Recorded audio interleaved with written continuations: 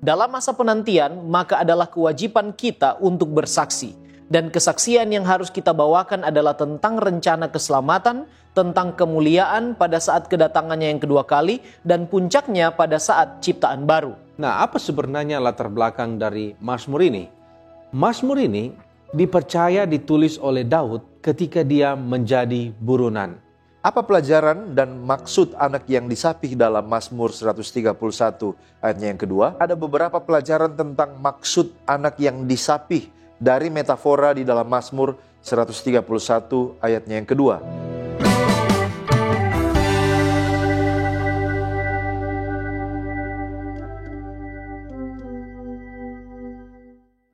Shalom, salam sejahtera di dalam kasih Tuhan kita, Yesus Kristus. Puji syukur kita boleh kembali bertemu dalam program pendalaman Alkitab melalui pelajaran Sekolah Sahabat bersama dengan kami, Cornelius Media.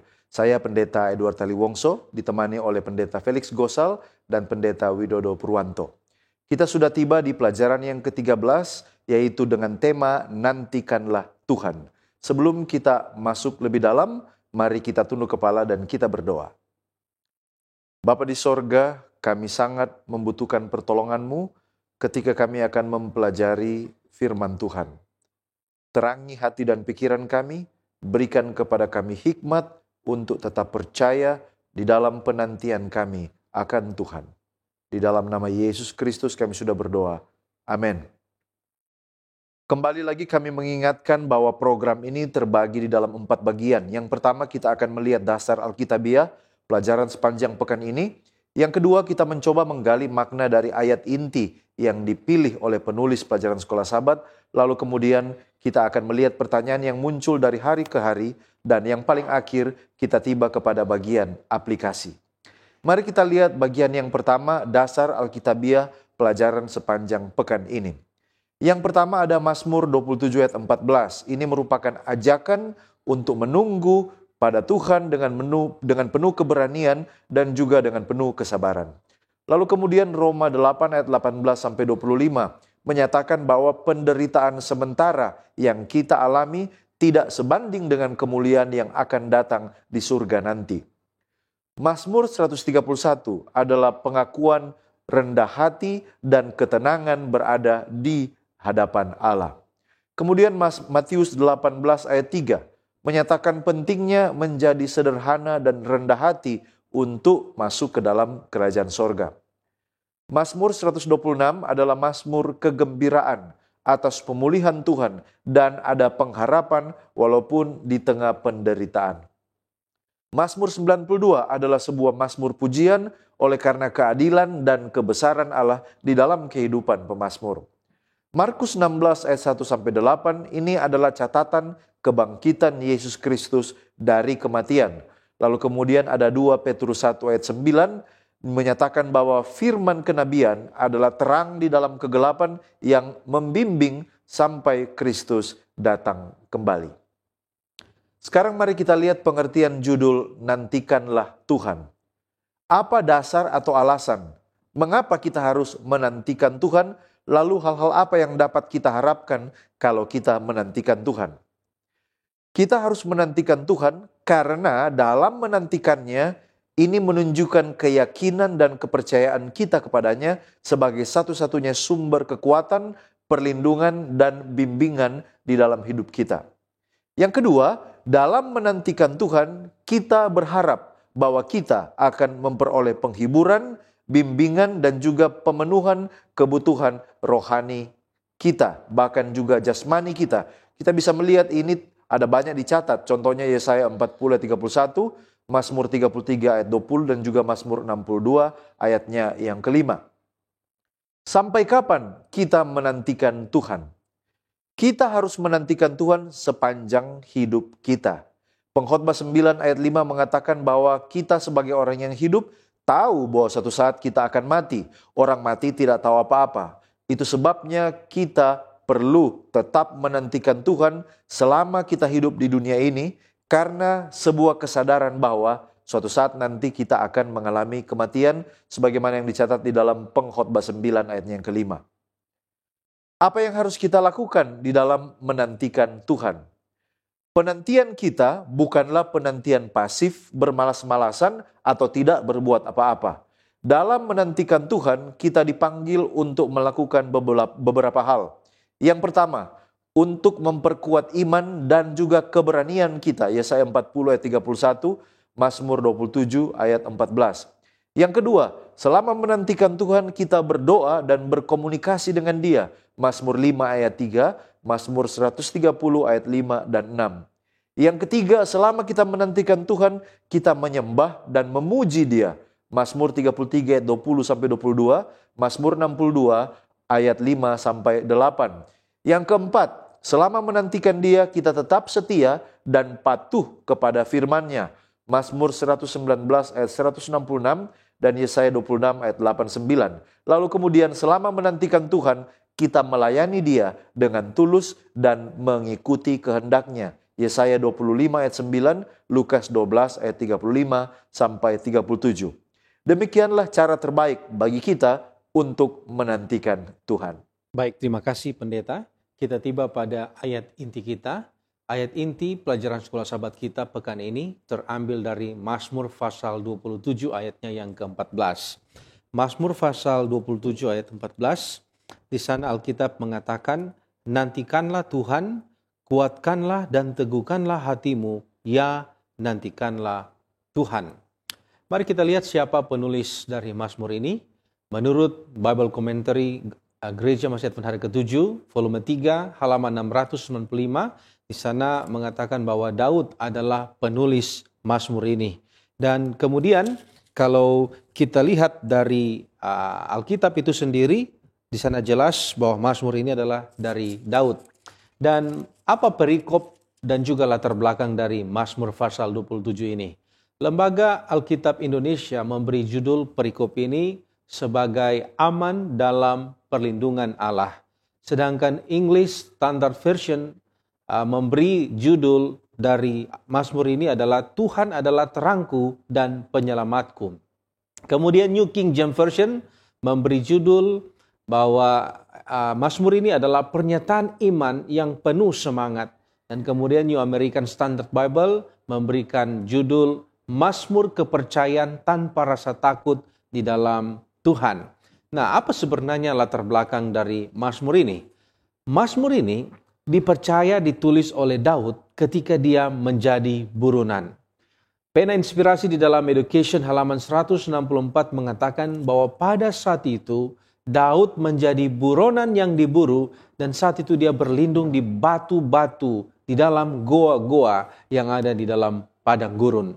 Dan Mazmur ini merupakan suatu atau mengungkapkan semangat dan keyakinan pemazmur kepada Tuhan di tengah bahaya dalam pelariannya pada saat itu. Di dalam Seventh Day Adventist Bible Commentary volume 3 halaman 695 di sana dikatakan bahwa tidak ada mazmur lain yang mengungkapkan kerinduan Daud untuk beribadah di tempat kudus secara intens seperti di dalam Mazmur ini. Nah, mari sekarang kita lihat dari konteks penulis mengapa Daud mengatakan menantikan Tuhan. Nah, saudara-saudaraku yang terkasih, ayat 13 dan 14 dari pasal 27 ini sebenarnya adalah kesimpulan dari Mazmur ini sendiri. Nah, di dalam Seventh Day Adventist Bible Commentary volume 3 halaman 697 mengatakan jika ekspresi ini menggambarkan bahwa pemazmur sementara menasihati dirinya sendiri untuk lebih kuat dan mendorong dirinya untuk tidak putus asa dan lemah. Jadi ekspresi menantikan Tuhan di sini juga adalah kekuatan iman.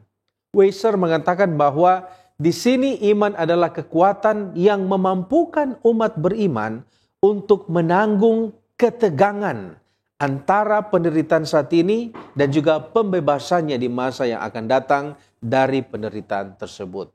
Charles Spurgeon mengatakan penting untuk kita menantikan Tuhan di pintu dengan doa. Morgan mengatakan bahwa menantikan Yahweh berarti menemukan jalan yang jelas betapapun kasarnya jalan itu. Dan mungkin kita bertanya, mengapa di dalam menantikan Tuhan harus menguatkan dan meneguhkan hati kita? Nah, seorang teologi teologian yang bernama Van Gemeren di dalam Expositors Bible Commentary. Dia menjelaskan jika kata-kata penghiburan yang muncul di dalam Mazmur ini mengingatkan kita kepada penugasan Allah kepada Yosua. Kita bisa baca itu di dalam Yosua pasal 1, ayat 6, ayat 7, ayat 9, dan ayat 18. Ada ekspresi yang selalu muncul yaitu kuatkan dan teguhkanlah hatimu. Ini terjadi koneksi atau hubungan antara Mazmur 27 ini dengan kitab Yosua. Nah, Peter Krigi dalam Word Biblical Commentary mengatakan jika kata-kata ini adalah respon yang diberikan atas doa di Mazmur 27 itu sendiri. Dikatakan bahwa kata-kata tersebut merupakan jawaban atas doa, bukan sekedar perintah untuk menunggu jawaban. Jadi kata di sini untuk kuatkanlah dan teguhkanlah hatimu itu bukan sebuah perintah untuk menunggu, tetapi itu adalah jawaban atas doa itu sendiri. Jadi sama seperti Yosua, kunci kemenangan Yosua di dalam menantikan Tuhan adalah ketika dia menguatkan dan meneguhkan hatinya. Menguatkan dan meneguhkan hati di sini artinya adalah berani karena Tuhan pasti menjawab ketika krisis itu muncul. Berani karena Tuhan akan memenuhi kebutuhan di masa yang sulit. Dan berani karena Tuhan akan memberikan kemenangan di dalam peperangan. Saat ini kita berpindah kepada pokok penting lain dari pembahasan kita, yaitu panggilan untuk menanti. Siapakah yang dipanggil untuk menantikan Tuhan di sini? Mereka yang dipanggil untuk menantikan Tuhan adalah yang pertama, pemazmur itu secara personal atau pribadi. Mazmur 27 ayat 14 katakan, nantikanlah Tuhan, kuatkanlah dan teguhkanlah hatimu. Ya, nantikanlah Tuhan. Ayat ini sebenarnya berisi doa dan motivasi diri untuk tidak khawatir, tetap berharap dan menantikan Tuhan. Dan hal ini kelihatan dari konteks keseluruhan dari Mazmur 27, di mana Daud si pemazmur dalam ayat 1, bahkan sampai ayat yang ke-13 terus menggunakan kata ganti orang pertama tunggal untuk merujuk pada dirinya sendiri. Seventh-day Adventist Bible Commentary volume 3 halaman 697 mengatakan, pemazmur sedang menasihati dirinya sendiri, mendorong dirinya yang lemah untuk tidak putus asa. Yang kedua, sesuai pelajaran sekolah sahabat, yang dipanggil untuk menantikan Tuhan adalah semua orang percaya.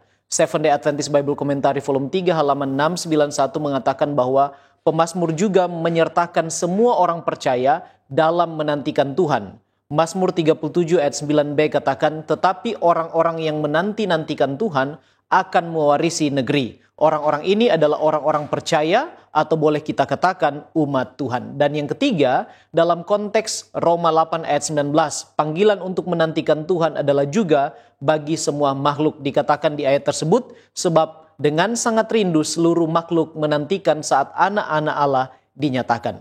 Nah, sekarang bagaimana kita dapat menerima panggilan untuk menantikan Tuhan? Elemen yang pertama adalah percaya dan memiliki iman. Mazmur 37 ayat 7 bagian A, di sana dikatakan, berdiam dirilah di hadapan Tuhan dan nantikanlah Dia. Konsep berdiam diri dalam menantikan Tuhan hanya akan mungkin bila kita percaya dan memiliki iman kepada janji-janjinya. Dijelaskan dalam ayat sebelumnya, yaitu Mazmur 37 ayat yang ketiga, percayalah kepada Tuhan dan lakukanlah yang baik, diamlah di negeri dan berlakulah setia. Ayat yang kelima, serahkanlah hidupmu kepada Tuhan dan percayalah kepadanya dan ia akan bertindak. Yang kedua adalah Roh Kudus. Galatia 5 ayat 5 katakan, sebab oleh roh dan karena iman kita menantikan kebenaran yang kita harapkan. Nah, sekarang apa yang kita lakukan dalam menantikan Tuhan? Bagaimana dan dalam hal apa? Untuk menantikan Tuhan diperlukan lebih dari sekedar bertahan. Kita yang menantikan Tuhan memerlukan ketekunan atau perseverance. Di dalamnya ada kesabaran, ketahanan, dan juga tidak mudah diombang-ambingkan atau goyah. Ibrani 10 ayat yang ke-36 di sana dikatakan, sebab kamu memerlukan ketekunan supaya sesudah kamu melakukan kehendak Allah, kamu memperoleh apa yang dijanjikan itu. Sebab sedikit, bahkan sangat sedikit waktu lagi, dan ia yang akan datang sudah akan ada, tanpa menangguhkan kedatangannya. Nah, sekarang bagaimana dan dalam hal apa kita perlu tekun? Dalam hal menjaga iman dan pengharapan kita tetap kepada Tuhan apapun bentuk ujiannya, termasuk berbagai macam penderitaan. Yakobus 1 ayat 3 di sana dikatakan, sebab kamu tahu bahwa ujian terhadap imanmu itu menghasilkan ketekunan. Ketekunan seperti ini adalah komitmen tertinggi kita untuk menolak menyerah pada rasa takut atau kekecewaan dalam menantikan Tuhan.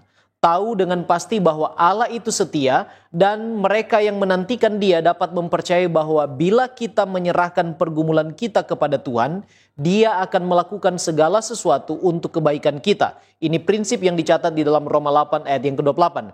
Bahkan di saat kita tidak dapat melihat itu terjadi, dan ini prinsip iman seperti yang dikatakan di dalam Ibrani 11 ayat yang pertama. Nah, sekarang apa tugas yang kita lakukan dalam masa penantian? Sesuai dengan pelajaran sekolah Sabat. Dalam masa penantian, maka adalah kewajiban kita untuk bersaksi. Dan kesaksian yang harus kita bawakan adalah tentang rencana keselamatan, tentang kemuliaan pada saat kedatangannya yang kedua kali, dan puncaknya pada saat ciptaan baru. Itulah yang diperintahkan Yesus kepada murid-muridnya dalam Kisah 1 ayat yang ke-8, tepat sebelum Dia terangkat ke sorga. Dengan kecurahan Roh Kudus, mereka akan menjadi saksi-saksinya, mewartakan kabar baik keselamatan di dalam Kristus kepada dunia. Seventh-day Adventist Bible Commentary volume 6 halaman 123, di sana dikatakan para pengikut Kristus saat ini juga dipanggil untuk memberikan kesaksian pribadi tentang karya dan ajaran Yesus, tentang tujuan Allah untuk menyelamatkan dunia melalui anaknya.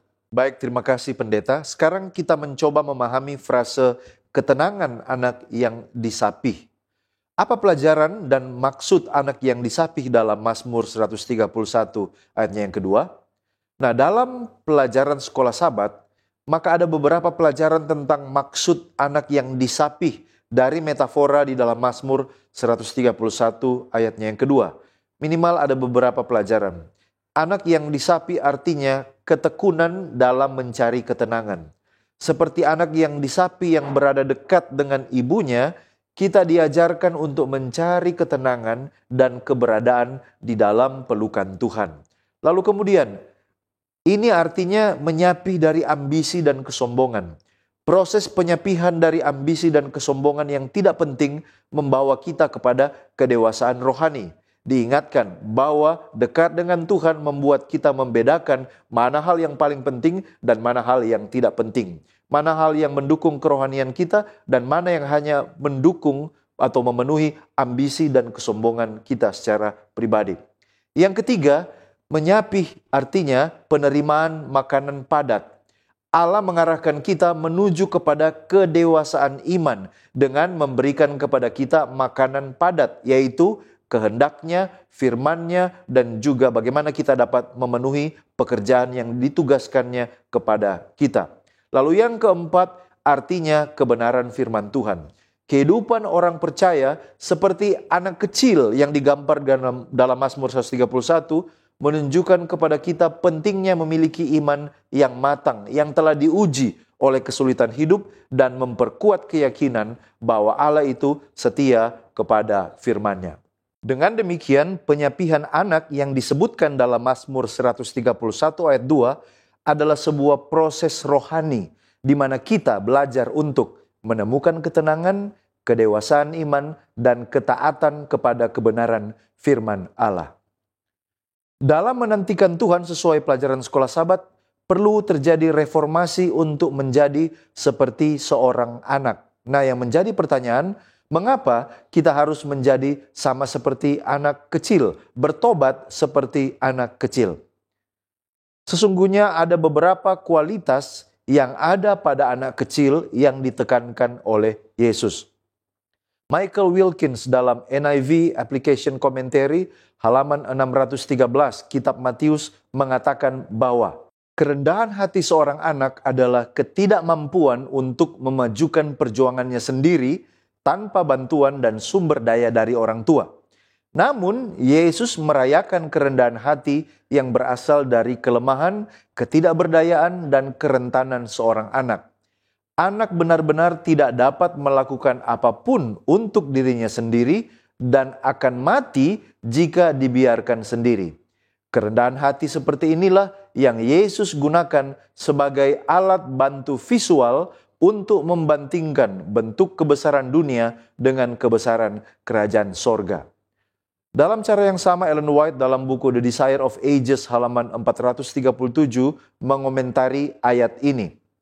Yesus memanggil seorang anak kecil kepadanya dan menempatkannya di tengah-tengah mereka. Lalu dengan lembut menggendong anak itu dalam pelukannya dan berkata, "Kecuali kamu bertobat dan menjadi seperti anak kecil ini, kamu tidak akan masuk ke dalam kerajaan sorga."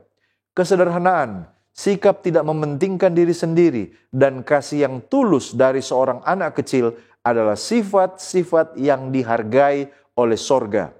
Ini adalah ciri-ciri kebesaran yang sesungguhnya.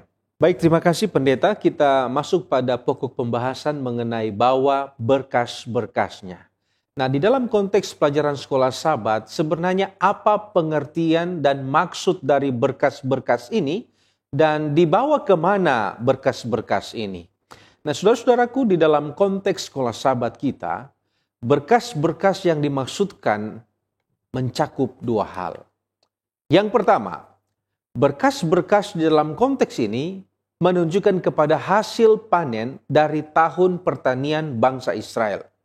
Bangsa Israel mereka memiliki 7 hari raya tahunan, dan hari raya ini berkaitan erat dengan sistem pertanian bangsa ini. Dan pada akhir dari perayaan ini mereka akan datang ke Yerusalem dan membawa persembahan-persembahan dari hasil panen yang mereka terima tahun itu. Jadi konteks pertama yang kita bisa lihat mengenai berkas-berkas ini adalah hasil panen dari bangsa Israel, dan sebagian dari hasil panen ini dibawa ke bait suci sebagai persembahan untuk rasa syukur mereka. Kerja keras mereka dibayar, mereka punya tangisan, mereka punya semua kekhawatiran selama mereka menantikan hasil panen itu terjawab, dan saat itu mereka bersyukur kepada Tuhan dan mereka membawa berkas-berkas ini sebagai persembahan di bait suci. Nah, di dalam konteks yang kedua, di dalam sekolah Sabat kita, berkas-berkas ini juga merujuk kepada manusia itu sendiri.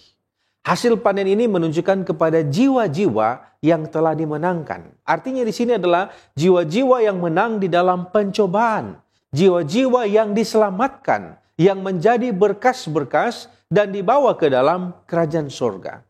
Jadi kalau tadi di awal berkas-berkas itu adalah sebagian hasil panen yang dibawa sebagai persembahan ke bait suci, di sini juga kita menyadari bahwa berkas-berkas ini merujuk kepada jiwa-jiwa yang telah menang dan diselamatkan dibawa ke dalam kerajaan surga.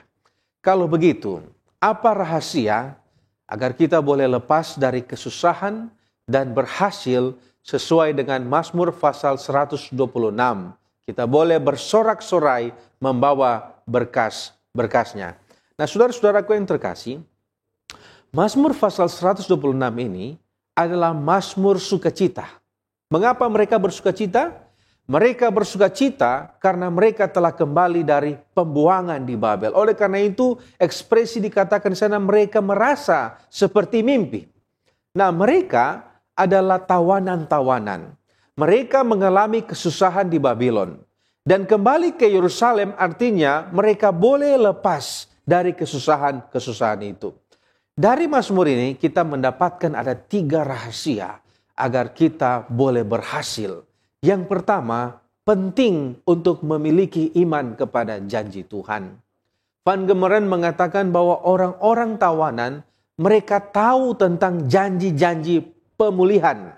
Dan ketika pengalaman itu tiba, mereka seperti orang-orang yang bermimpi. Artinya di sini adalah memiliki iman, artinya menantikan Tuhan.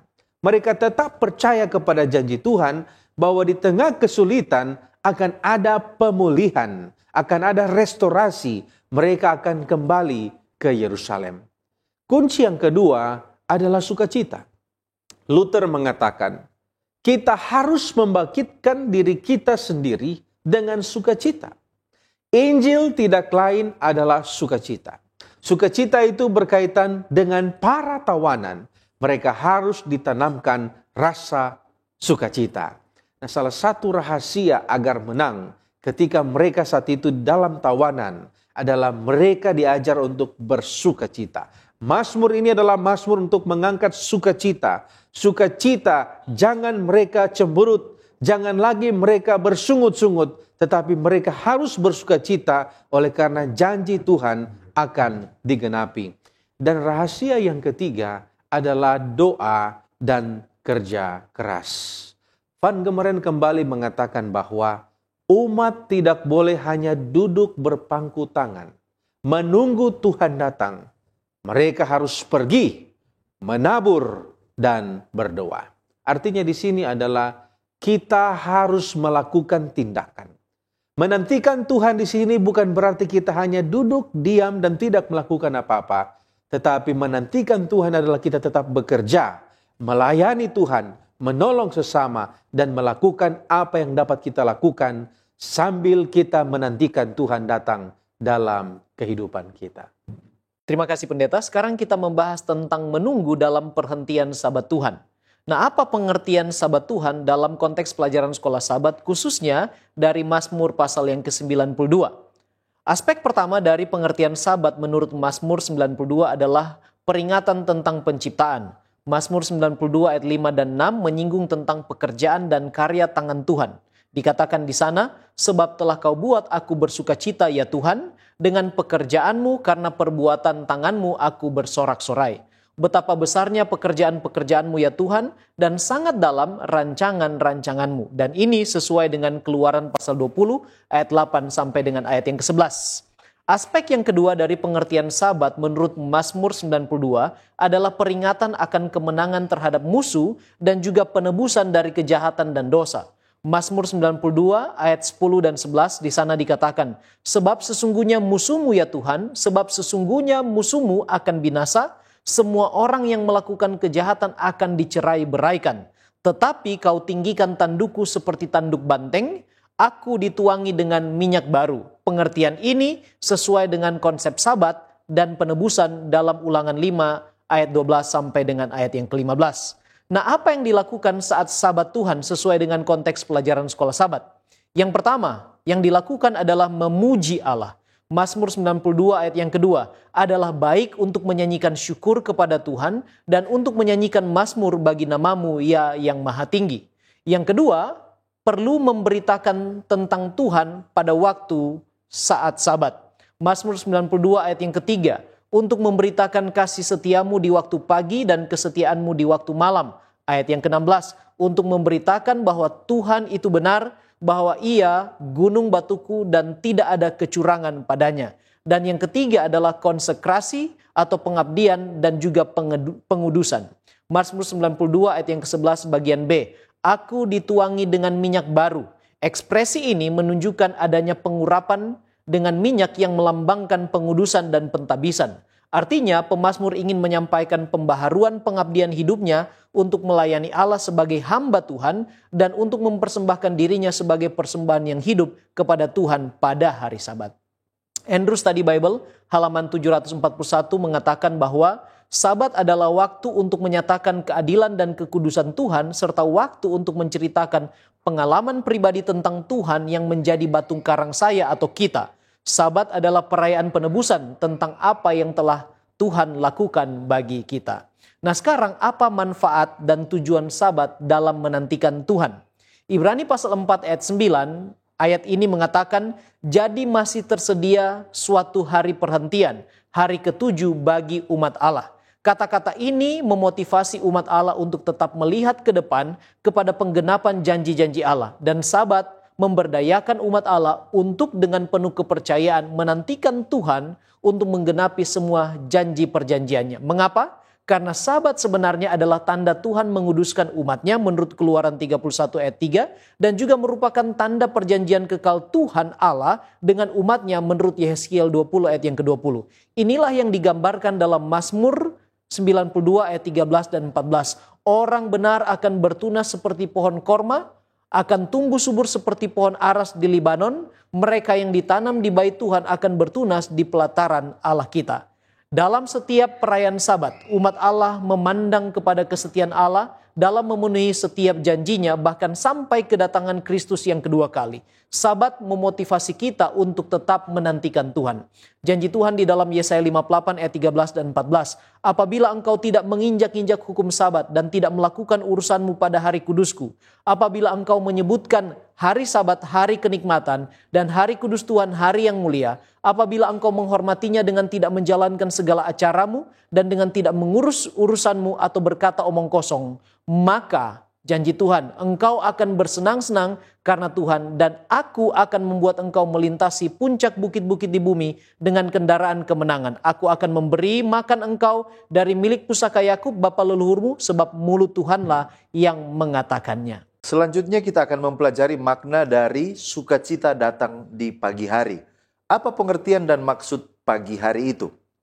Nah, dalam konteks pelajaran sekolah sahabat kita pekan ini, bahkan di tempat yang lain di Alkitab, pagi itu adalah simbol penyelamatan dari Allah setelah sepanjang malam umatnya menantikan dalam penderitaan dan juga kesengsaraan. Kita bisa baca ini baik di Mazmur pasal 5, Mazmur 30, Mazmur 49, dan juga ada beberapa Mazmur yang lain. Dan juga di Perjanjian Baru kita temukan di 2 Petrus 1 ayat 19 dan Wahyu 22 ayat 16. Contohnya Mazmur 30 ayat 6 mengatakan, sebab sesaat saja ia murka, tetapi seumur hidup ia murah hati, sepanjang malam ada tangisan, menjelang pagi terdengar sorak-sorai. Pagi juga adalah saat ketika Kristus keluar dari kuburnya, pagi kebangkitan. Kebangkitan ini adalah pengharapan bagi semua manusia bahwa Allah akan mengaruniakan hidup yang kekal, karena kematian telah dikalahkan oleh Kristus dan malam penderitaan di bumi ini akan segera berakhir. Markus 16 ayat 1 sampai 8. Selain itu, pagi itu juga adalah simbol pengharapan di dalam satu pribadi ilahi. Dalam kitab Wahyu, Yesus sendiri menyebut dirinya sebagai the bright morning star, atau diterjemahkan ke dalam bahasa Indonesia, bintang timur yang gilang gemilang. Wahyu 22 ayat 16. Artinya di sini Yesus mengasosiasikan dirinya dengan bintang yang terbit pada pagi hari, memberikan pengharapan baru, semangat baru, dan pertolongan kepada umatnya. Mengapa sepertinya begitu penting hal ini dalam konteks pelajaran sekolah sahabat, yaitu kebangkitan Kristus? Kebangkitan Kristus adalah salah satu pilar utama iman Kristen, dan ada beberapa alasan penting mengapa kebangkitan Kristus ini signifikan. Yang pertama, ini mengkonfirmasi kebenaran ajaran Kristus. Kebangkitan Yesus Kristus mengonfirmasi kebenaran ajarannya. Pada waktu dia bangkit dari kematian, itu menegaskan bahwa semua yang dia ajarkan, termasuk tentang kerajaan Allah, pengampunan dosa, dan janji kehidupan kekal, itu adalah benar. Yang kedua, untuk memenuhi janji kehidupan kekal. Bagaimana Kristus bisa menganugerahkan hidup kekal bagi semua orang kalau dia sendiri takluk kepada kematian? Itulah sebabnya kebangkitan Kristus itu memastikan bahwa janji kehidupan kekal akan diberikan kepada semua orang yang percaya. Yang ketiga, kebangkitan ini penting oleh karena ini mendemonstrasikan kekuatan atas kematian dan dosa.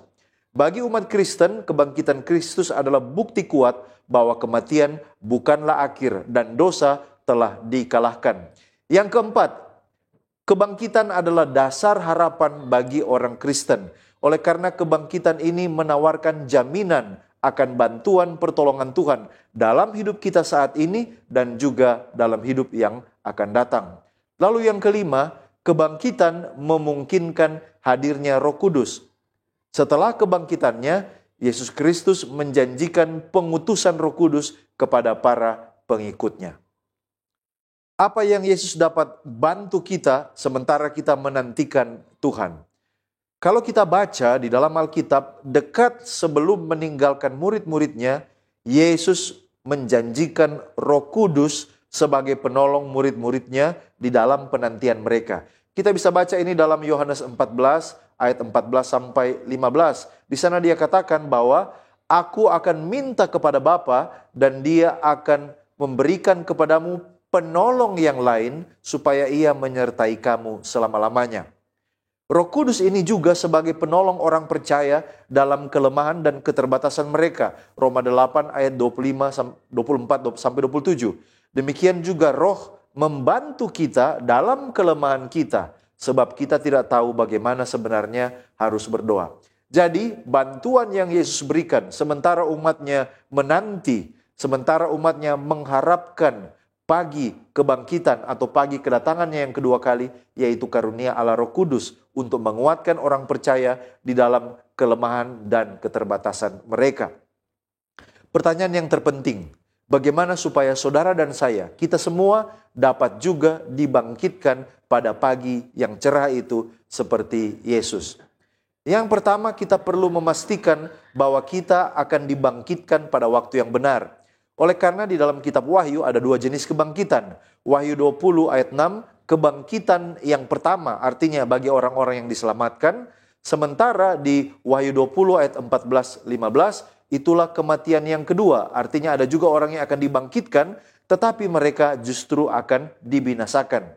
Nah, untuk mengalami kebangkitan pagi itu, kita harus memastikan bahwa pengharapan ini hidup dalam diri kita, di dalam tubuh yang fana ini, sekarang ini sebagai prasyarat untuk menerima tubuh yang mulia itu. Minimal ada empat hal yang harus kita pastikan. Yang pertama, bahwa dosa-dosa kita telah diampuni oleh Tuhan. Yang kedua, bahwa nama kita telah tertulis di dalam kitab kehidupan. Yang ketiga, kita harus memastikan bahwa kehidupan kita telah berada di bawah kendali dari Roh Kudus. Dan yang keempat, tidak ada yang akan berdiri menghalangi antara kita dan pagi kebangkitan itu. Halangan itu bisa berupa dosa kesayangan kita, kepahitan, dendam, iri hati, kemalasan, ketidaksetiaan, dan lain-lain. Kalau kita dapat memastikan empat hal ini, maka kita akan mendapat bagian pada pagi kebangkitan itu pada kedatangan Yesus yang kedua kali. Baik, terima kasih pendeta. Kita mungkin bertanya, apakah menantikan Tuhan adalah keharusan? Dan di dalam konteks pelajaran sekolah Sabat, Mazmur membuat permohonan menantikan Tuhan. Nah, apa arti dari permohonan ini? Baik, saudaraku yang terkasih, kalau kita melihat Roma pasal 4 dan juga Ibrani pasal 11, di sana akan menunjukkan bahwa kunci keberhasilan pahlawan-pahlawan iman adalah ketika mereka sabar dalam menantikan Tuhan.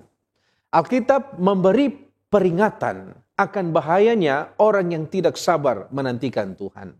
Amsal pasal 19 ayat 2 mengatakan bahwa orang yang tergesa-gesa akan salah langkah. Dalam menantikan Tuhan, manusia seringkali tidak kuat dan tidak sanggup. Masalah dan duka cita sering membuat kita tidak fokus dalam menantikan Tuhan.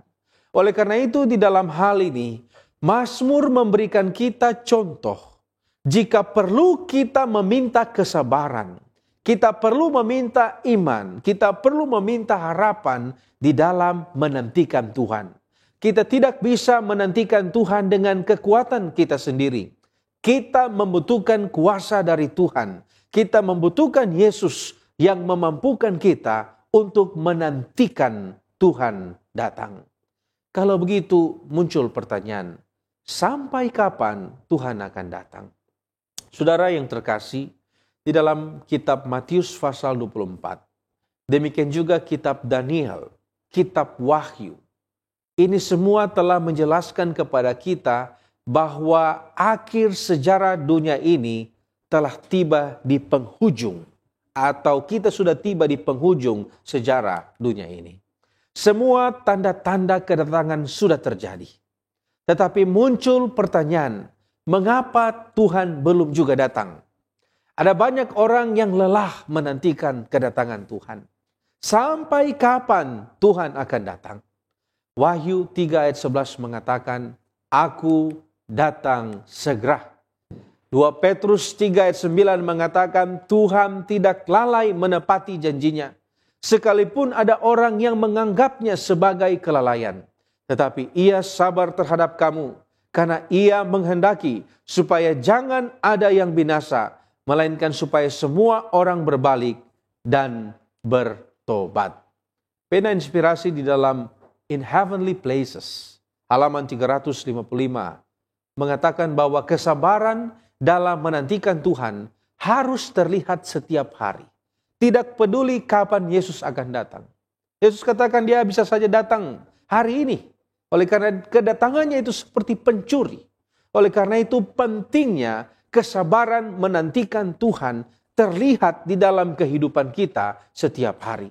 Ketekunan iman dan harapan itu harus dihidupkan setiap hari. In Heavenly Places, halaman 355 mengatakan, hari ini kita harus setia. Hari ini kita harus mengasihi Tuhan. Hari ini kita harus menolak godaan musuh. Hari ini kita harus berjaga-jaga. Hari ini kita harus menantikan kedatangan Yesus. Setiap hari kita harus hidup seolah-olah kita tahu bahwa Kristus akan datang besok hari. Ya, dan sebagai penutup juga bagian dari aplikasi dari pembahasan kita, apa pentingnya menantikan Tuhan dan apa persiapan yang harus kita lakukan. Menurut Ibrani pasal 10 ayat 36, di sana dikatakan dengan menantikan Tuhan dengan tekun, kita akan memperoleh apa yang dijanjikan Tuhan. Yudas 1 ayat 21 mengatakan, peliharalah dirimu, demikian dalam kasih Allah sambil menantikan rahmat Tuhan kita Yesus Kristus untuk hidup yang kekal. Sebaliknya, tanpa menantikan Tuhan, apalagi sampai mundur dari kepercayaan kita tidak akan melakukan persediaan dan pada akhirnya kita akan kehilangan pengharapan, khususnya keselamatan yang sudah lama kita nantikan yang dijanjikan oleh Tuhan. Ibrani 10 ayat 35, sebab itu janganlah kamu melepaskan kepercayaanmu karena besar upah yang menantinya. Ayat 38, dan apabila ia mengundurkan diri, maka aku tidak akan berkenan kepadanya. Ayat 39 jelaskan bahwa orang-orang yang mundur akibatnya adalah mengalami God's Amazing Grace, halaman 353, atau di dalam buku Our Father Cares, halaman 253, pena inspirasi katakan, sekaranglah waktunya untuk mempersiapkan diri bagi kedatangan Tuhan kita. Kesiapan untuk bertemu dengannya tidak dapat dicapai dalam waktu sekejap. Perlu kita garis bawahi, tidak dapat dicapai dalam waktu sekejap. Persiapan untuk adegan yang hikmat itu haruslah dengan penantian dan penjagaan yang penuh kewaspadaan, digabungkan dengan pekerjaan yang sungguh-sungguh. Semua yang mereka miliki haruslah dikuduskan bagi pelayanan Sang Guru. Menunggu, berjaga-jaga, bekerja, berdoa, memperingatkan dunia ini adalah pekerjaan kita, khususnya di dalam menantikan Tuhan. Tidakkah kita menyalakan pelita kita dan bertindak seperti orang-orang yang menantikan Tuhan? Kata pena inspirasi, kita perlu belajar dari perumpamaan 10 gadis yang bijaksana dan gadis yang bodoh di dalam Matius pasal 25 ayat 1-13. 5 gadis yang bodoh tidak mengindahkan persiapan, yaitu menurut Christ Object Lesson halaman 411, di sana dikatakan mereka tidak menundukkan diri mereka kepada pekerjaan Roh Kudus. Dengan demikian mereka tidak memiliki pertumbuhan iman dan karakter mereka tidak disucikan oleh pekerjaan Roh Kudus. Itulah sebabnya yang paling penting dalam mempersiapkan diri kita menantikan Tuhan adalah selalu menyerahkan diri kita kepada pekerjaan Roh Kudus agar karakter kita disucikan dan kita boleh setiap hari bertumbuh di dalam Kristus. Yudas 1 ayat 20 katakan, bangunlah dirimu sendiri di atas dasar imanmu yang paling suci dan berdoalah dalam Roh Kudus. Hal ini penting untuk kita praktekkan. Nah, sekarang apa manfaatnya menantikan Tuhan, tapi selama hidup Tuhan tidak datang? Paulus katakan dalam 2 Timotius 4 ayat yang ke-8, sekarang telah tersedia bagiku mahkota kebenaran yang akan dikaruniakan kepadaku oleh Tuhan, hakim yang adil pada harinya. Tetapi bukan hanya kepadaku, melainkan juga kepada semua orang yang merindukan kedatangannya. Paulus dengan penuh keyakinan percaya bahwa Allah telah menyediakan mahkota kebenaran baginya dan juga bagi semua orang yang merindukan kedatangannya. Artinya mereka yang menantikan dia. Kapan ini akan terjadi? Pada hari kedatangan Tuhan, sesuai juga dengan 1 Tesalonika pasal 4 dan 1 Korintus pasal yang ke-15. Kapan Paulus mengungkapkan keyakinan ini? Yaitu menjelang kematiannya. 2 Timotius 4 ayat 6 dan 7 mengatakan, mengenai diriku, darahku sudah mulai dicurahkan sebagai persembahan dan saat kematianku sudah dekat. Aku telah mengakhiri pertandingan yang baik, aku telah mencapai garis akhir dan aku telah memelihara iman. Artinya sampai akhir hidupnya, Paulus tidak melihat Tuhan datang. Namun demikian, dia tetap yakin bahwa penantiannya akan Tuhan tidak pernah sia-sia. Itulah sebabnya bagi kita pun menantikan Tuhan itu tidak akan pernah sia-sia. Apa yang telah kita lakukan dalam menantikan Tuhan akan selalu diperhitungkan. Menantikan Tuhan membawa kedamaian dan kepuasan karena ada kemenangan. Itulah sebabnya Mazmur 62 katakan, sebab hanya dekat Allah saja aku tenang. Dan dalam Andrews Bible Study halaman 686, di sana dikatakan bahwa kata menunggu atau menanti haruslah dengan penuh semangat dan dengan penuh pengharapan. 2 Petrus 3 ayat 9, Tuhan tidak lalai menepati janjinya. Sekalipun ada orang yang menganggapnya sebagai kelalaian, tetapi ia sabar terhadap kamu karena ia menghendaki supaya jangan ada yang binasa, melainkan supaya semua orang berbalik dan bertobat. Mari saudaraku, kita tetap menantikan Tuhan dengan setia apapun yang akan terjadi. Janjinya dalam Wahyu 2 ayat yang ke-10 bagian B, hendaklah engkau setia sampai mati, dan aku akan mengaruniakan kepadamu mahkota kehidupan. Tuhan memberkati kita sekalian. Mari kita tunduk kepala dan berdoa. Terpujilah namamu ya Tuhan Allah kami, sebab engkau baik. Kau beri kami kesempatan untuk belajar daripadamu. Ya Tuhan, terima kasih untuk janjimu bahwa engkau akan datang kembali menjemput kami. Kami berdoa kiranya Roh Kudus-Mu akan menolong kami, supaya dalam penantian kami akan Tuhan, kami akan tetap setia, tidak tergoyahkan, dan kami akan dengan penuh sukacita bersaksi bagi kemuliaan nama Tuhan dan juga untuk keselamatan orang-orang lain. Gunakan kami Tuhan oleh pengaruh Roh Kudus-Mu, supaya di mana saja kami berada, kami akan boleh menjadi saksi-saksi-Mu yang setia. Ini doa kami Tuhan, ampuni kami dari dosa kami, dalam nama Tuhan Yesus kami sudah berdoa. Amin.